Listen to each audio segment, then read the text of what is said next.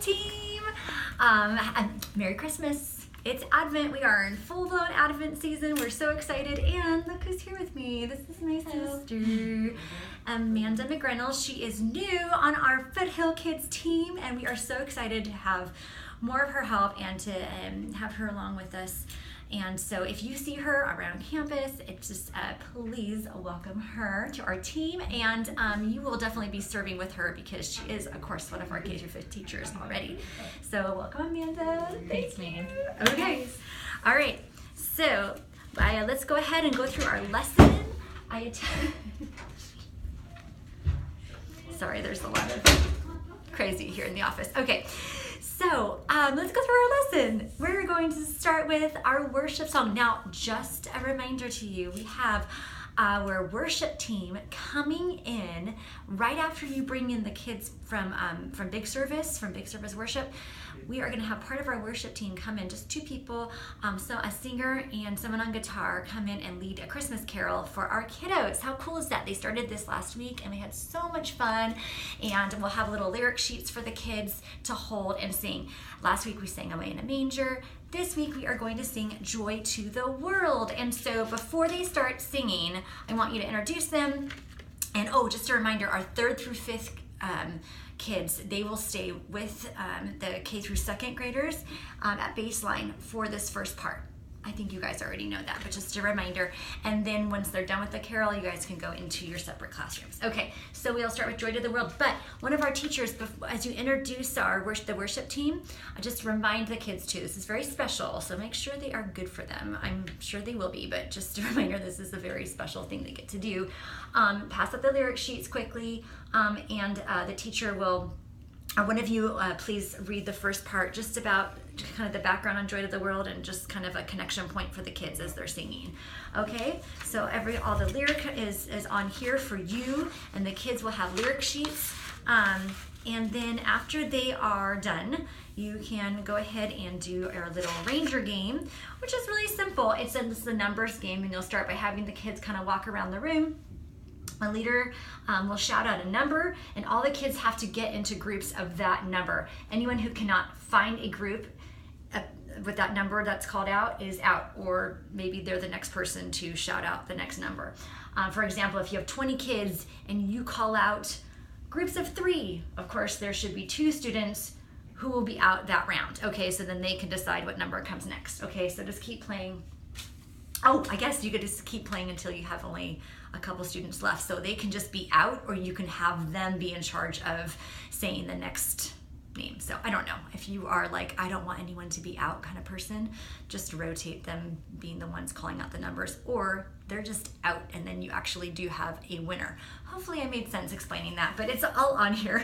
And if you really want to make this Christmassy, you could be like, okay, 3 wise men, shout out like, I don't know, 4 shepherds, something. I don't know, whatever. You could make that more Christmassy if you want. Okay, page 2 is our memory verse, which is Isaiah 9:6, which is the same verse as preschool. So how cool, we get the same verse this week. Isaiah 9:6, for to us a child is born, to us a son is given. And then onto page 3, our rules, going into the video. So go ahead and play the media player, start in on the video and the rules and the worship and the Bible lesson. Okay, is on there, the video lesson. There is no wrap-up video during Advent, so you don't have to worry about remembering to play that. So onto page 4 will be our actual lesson, and a lot of this is, there's a little recap of last week, which we really went over Advent. A lot of kids don't know what Advent even means, so definitely take the time to look over that, and we're really kind of embracing this idea of throwing a party for someone, like it's Jesus' birthday. What do you do when you plan a party, and how you prepare for a party? In the same way, we want to prepare our hearts for what's to come and to remember Jesus' birth. Okay, so so this week is God speaks to Joseph in a dream. Go ahead and read Matthew 18 to 25 and Isaiah 7, 10 through 14. Those are going to be your a great place for you just to dive into for yourself, for your own devotional this week, and so that you're prepared. This is a lot of storytelling. So if you're a little dramatic, like myself, have fun with this, really bring this story to life. It's like the greatest story ever, right? So it shouldn't be hard to tell, but definitely I have kind of some dialogue in here that is just, it needs to kind of be brought to life. So practice that at home, okay? So maybe even for, if you have kiddos of your own, practice, because you're just gonna be, you're gonna be more blessed, and you're gonna have a better time just teaching on Sunday for doing that, okay? And instead of an object lesson this week, our object lesson is a craft. What? Crafts in K through 5th, so exciting. Not truly a craft, more like a folding activity, and it is very productive, and it'll kind of be a little bit of a game if you want it to be. So on page 6, this is our folding Christmas tree. Okay, how cute is this, a little Christmas tree? It will be green. This is just like a little sample for you, okay? Now, it has a little stick that's taped on the back. I'll have those prepped already. Now, it will come unfolded at first. Okay, there's a picture. If you're looking on the lesson, I have a picture of how it will come. So you will be passing them out when they look just like this first, okay? Really encourage them just to not start folding yet, because it's just gonna be a big to-do. Tell them we are going to do this step by step together, because it's not just folding, but it is telling the story. So you will see that where the stick starts here, that is where you will start. That's where you will start. And before you even pass these out, you want to make sure everyone has a Bible, because we're going to be reading God's Word as we fold this craft.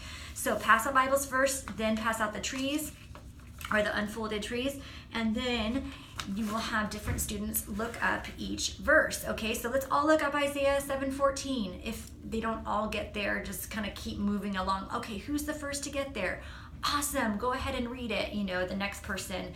And if it's, just kind of make sure that a lot of the kids are getting turns or whatever, of course, but you don't have to have every kid get to that verse, just so that it keeps us moving. Have them go ahead and say the verse, and it will be obviously the verses that are mentioned here in each picture. So they'll be, so Isaiah will be the first one. Okay, then you go into Luke. Okay, so after that, you are going to fold, after you read the second Luke verse, which is, right there, you're going to fold into the middle, okay? So then now you'll have this section here. Okay, let me show that to you again, just in case. So you've started here, and now you're gonna fold in after you've read those 3 verses. So now you're here to read Luke 2:15. And then you'll read Matthew, then you'll read Matthew 2:2. What happened there?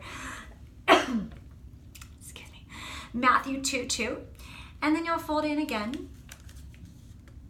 So you're here.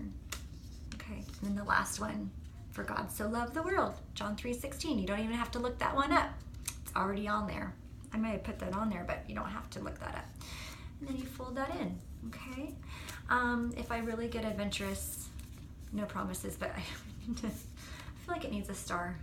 Let me tape on a star for you guys. Okay, so anyways, this is our little folding tree craft. Now, this is a tool that you can tell them they need to share this Christmas tree with somebody else, okay? With their family, with their friends, people who don't even know the story of Jesus' birth. They have it right here in this cool way of showing people, let me show you my Christmas tree. It tells the story of Jesus' birth. Tell them this is something they can take with them and show their friends and pass on, okay?